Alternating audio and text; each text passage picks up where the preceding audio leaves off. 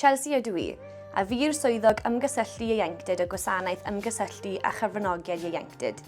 Cymerodd ychydig yn llai na 5,000 o bobl ifanc rhwng 11 a 25 oed, leded ACT ran yn ein Arolwg Eich Llais yn 2023, gan rannu eich safbwyntiau, eich teimladau a'ch barn ar y pynciau sy'n bwysig i chi.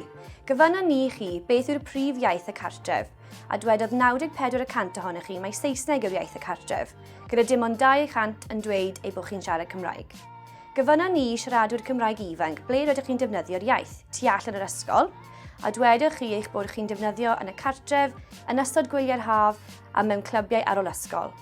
Dwedodd 15% ohonoch chi nad ydych chi'n defnyddio'r Gymraeg yn y gymuned.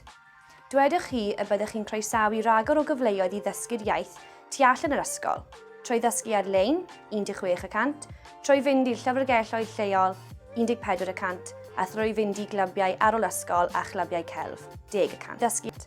Bydd Arolwg Eich Llais yn cael ei ddefnyddio i helpu cyngor Rhondda Cynon Taf, y Gwasanaeth Ymgysylltu a Chyfranogiad Ieuenctid a sefydliadau eraill i ddarparu'r pethau sy'n bwysig i chi.